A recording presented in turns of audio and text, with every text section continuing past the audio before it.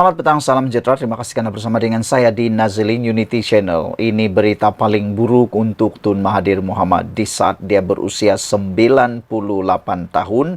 Ini pula derita yang diterima oleh Mahathir Mohamad. Disangkakan beliau kini dapat imuniti, dapat kekuatan, dapat timbul semula selepas tenggelam dalam PRU 15 yang lepas dengan kalah teruk di dalam pertandingan PRU dan paling teruk sekali deposit pun tak mampu diperoleh semula. Kali ini satu lagi berita paling buruk. Kalau beberapa hari yang lepas ada harapan kononnya Mahathir Mohamad boleh timbul semula, boleh menang semula, ada harapan jadi Perdana Menteri sekali lagi, ada laluan yang terbuka untuk jadi Perdana Menteri sekali lagi. Kononnya ada laluan untuk dapat mengembalikan semula kekuatan beliau. Akhirnya hari ini disahkan semuanya itu tinggal kenangan bye-bye semuanya. Boleh cakap bye-bye lah kepada impian besar tersebut. Lagi pula saya rasa Tun Mahathir sepatutnya perlulah berehat sudah atas kerana faktor usia. Namun demikian, yang lebih mengecewakan kita semua ialah persoalan kemarin dalam isu saya ialah siapa yang guna siapa. Adakah PAS yang mempergunakan Mahathir Mohamad atau Mahathir Mohamad yang mempergunakan PAS? Hari ini hampir terjawab jawabannya atau persoalannya, yaitu terlalu pantas menolak Tun Mahathir sebagai calon di Kemaman. PAS kini jelas tak berbudi bahasa. Apa pendapat anda tentang isu tajuk daripada tulisan Sabudin.com ini apabila beliau memberikan tajuk yang amat pedas sekali, yaitu terlalu pantas PAS menolak Tun Mahathir sebagai calon di Kemaman. Satu perkara yang jelas tak berbudi bahasa langsung, memandangkan Tun Mahathir kini menjadi rakan, menjadi peminat kepada PAS yang selama ini dikecam oleh Tun Mahathir. Kini pula Mahathir akhirnya tidak dapat apa-apa pula. Persoalannya sekarang, siapa yang pakai siapa? Adakah Mahathir yang mempergunakan PAS atau PAS yang mempergunakan Mahathir? Hanya sehari selepas digambarkan perlunya Tun Mahathir Mohamad diletakkan bertanding di Kemaman, PAS dengan pantas menolak kemungkinan tersebut. Naib Presiden PAS merangkap Menteri Besar Terengganu Ahmad Samsuri Mokhtar dipetik sebagai berkata, PAS tidak bercadang untuk mencalonkan Tun Mahathir dalam PRK Kemaman yang bakal diadakan tidak lama lagi. Malah katanya, tidak ada perbincangan dalam PAS untuk perkara itu. Bukankah itu sesuatu yang paling menyakitkan hati Tun Mahathir? Saya rasa Tun Mahathir akan mula terfikir, aduh sakitnya jiwa ini kan, sakitnya tu di sini kerana disangka boleh sudah ada laluan untuk jadi ahli parlimen, akhirnya tercantas di tengah jalan. Dalam hal ini, PAS jelas ternampak kurang berbudi bahasa terhadap Tun Mahathir yang telah mereka lantik sebagai penasihat khas untuk 4 negeri takbirinnya, Kelantan, Terengganu, Kedah dan Perlis, dalam konteks menarik pelabur dan membangunkan ekonomi keempat negeri berkenaan. Sepatutnya dalam kedudukan Tun Mahathir berlapang dada memberi khidmat secara percuma kepada 4 negeri berkenaan dan berikutan timbulnya isu berkaitan. Apalah salahnya jika PAS datang bertanya dahulu kepada bekas Perdana Menteri 2 kali itu, sama ada dia sedia bertanding lagi ataupun tidak. Jika setelah Tun Mahathir menolak dan tidak sedia untuk berganding atau bertanding, barulah dibuat pengumuman mengenainya.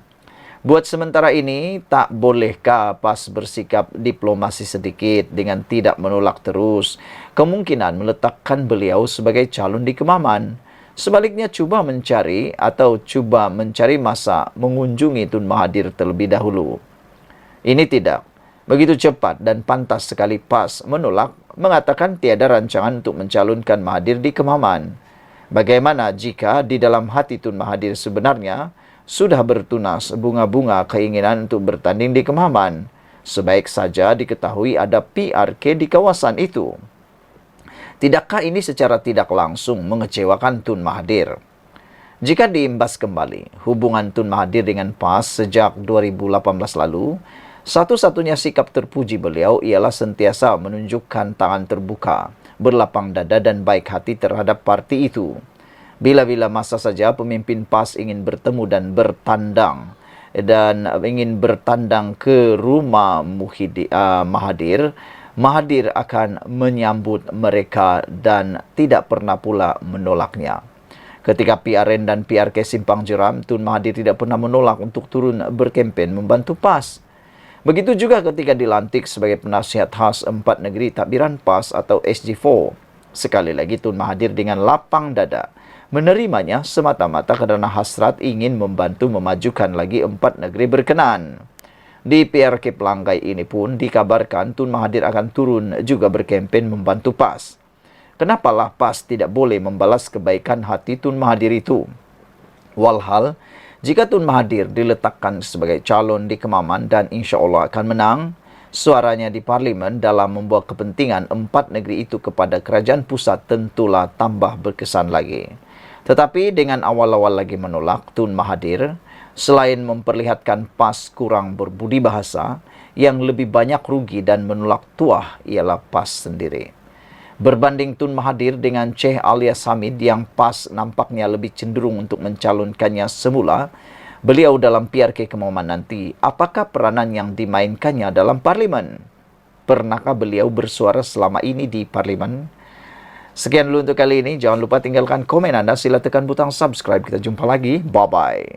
Selamat petang, salam sejahtera. Terima kasih karena bersama dengan saya di Nazilin Unity Channel. Akhirnya, isu yang kita sudah lama hampir lupa, isu yang sudah lama saya tak ulas, kita ulas sekali lagi. Ianya berkaitan dengan Najib Tun Razak, bekas Perdana Menteri Malaysia yang kini dipenjarakan di penjara Kajang.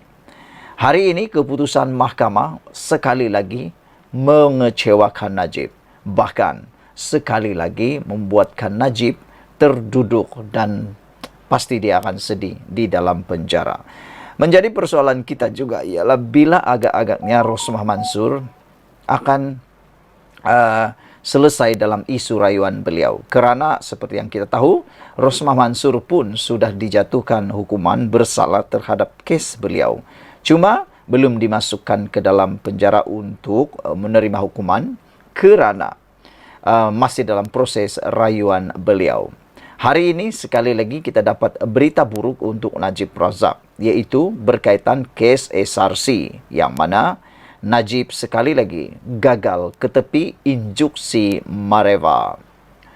Mahkamah Persekutuan hari ini menolak permohonan Datuk Seri Najib Razak untuk mendapatkan kebenaran merayu bagi mengenepikan perintah injuksi Mareva dipor oleh SRC International Sendirian Berhad dan satu anak syarikatnya yang menghalang bekas Perdana Menteri itu daripada memindahkan atau melupuskan mana-mana asetnya yang berjumlah RM42 juta.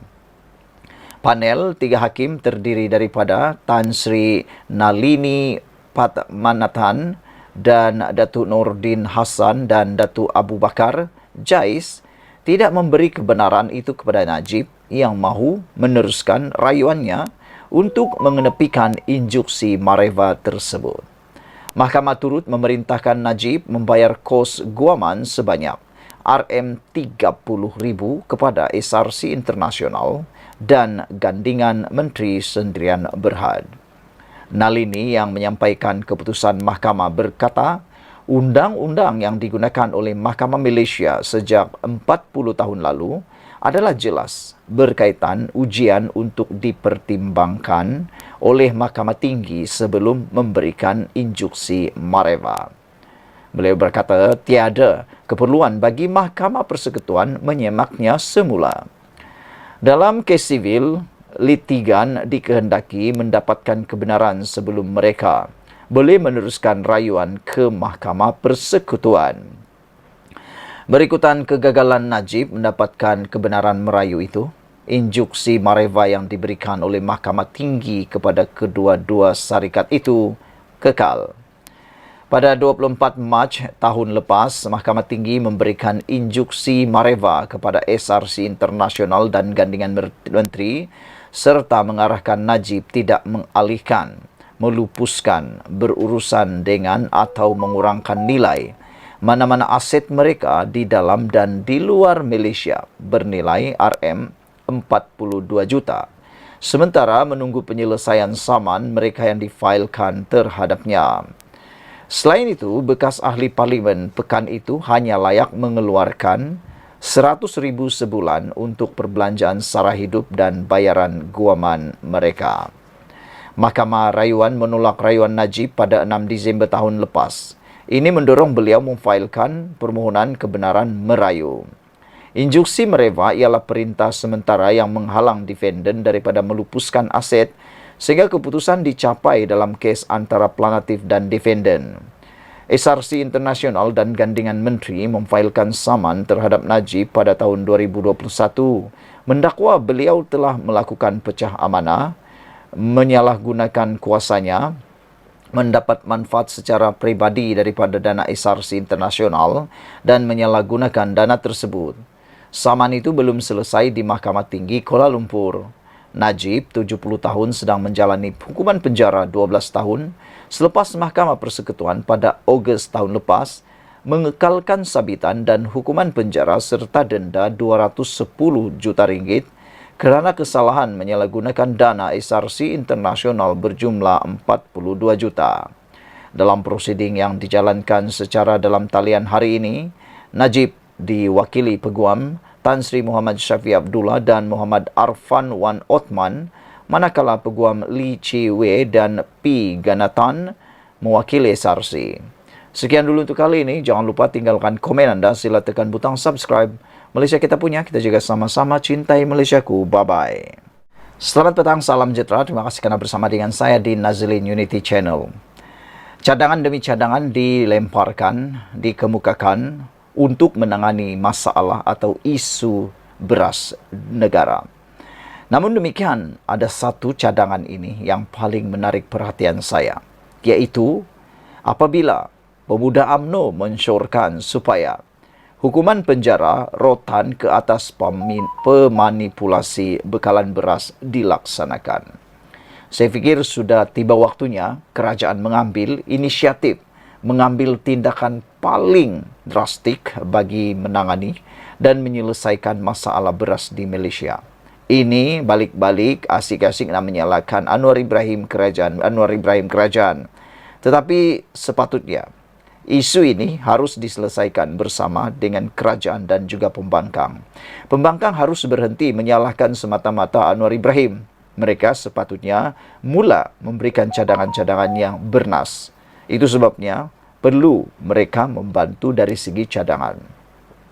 Kerajaan disaran menilai semula hukuman yang perlu dikenakan terhadap mana-mana pihak atau kartel yang mengkhianati subsidi diberikan kepada rakyat dengan memanipulasikan bekalan beras dalam negara.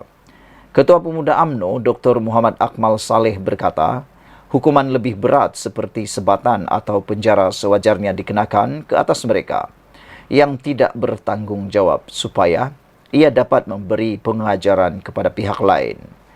Jika kita lihat hukuman paling tinggi yang ada pada hari ini ialah sekadar compound dan ia masih mampu dibayar mereka walaupun denda dikenakan mencecah RM100,000 jika melakukan kesalahan tersebut. Tindakan ini bukanlah semata-mata untuk menghukum, namun lebih kepada memberi peringatan kepada mereka agar jangan ada yang berani mengambil kesempatan dengan mengkhianati subsidi, sedangkan rakyat tertekan dan sukar mendapatkan bekalan beras, katanya. Beliau berkata kepada pemberita selepas program pelepasan benih ikan dan udang galah di perairan Sungai Melaka, Kampung Gangsa dan Durian Tunggal hari ini, yang turut dihadiri Timbalan Exco Kemajuan Desa Pertanian dan Keterjaminan Makanan Negeri Low Chi Leong. Dalam pada itu, Dr. Akmal yang juga Exco Kemajuan Desa Pertanian dan Keterjaminan Makanan Negeri berkata, Melaka telah mendapat tambahan sebanyak 300 tan metrik beras tempatan dan baki 200 tan metrik akan diterima selewat-lewatnya pada minggu hadapan. Beliau berkata, pada minggu ini juga bekalan beras tempatan akan dijual di kompleks jawatan kuasa Pembangunan dan Penyelarasan Dewan Undangan Negeri Japuirun selain pasaraya dan kedai runcit di negeri bagi memudahkan rakyat mendapatkan bekalan. Tiada pembelian panik berlaku di Melaka kerana kalau kita lihat, bekalan beras tempatan pun sukar didapati. Cuma saya minta rakyat Melaka tidak membeli beras dalam kuantiti banyak. Dan saya rasa 10 kilogram itu cukup untuk menampung dalam tempoh seminggu. Selain memberi peluang kepada orang lain untuk membeli sama, kata beliau lagi. Secara pribadi saya setuju dengan apa yang dicadangkan oleh pemuda UMNO ini, yaitu laksanakan hukuman yang lebih ketat, yang lebih berat kepada pemanipulasi bekalan beras. Kerana kalau sekadar peringatan dengan hukuman wang tunai seperti itu, mereka boleh bayar. Itu seperti di hujung jari mereka petik begitu saja dan lebih lagi hanya dicela-cela gigi. Sekian dulu untuk kali ini. Jangan lupa tinggalkan komen Anda, tekan butang subscribe. Kita jumpa lagi. Bye-bye.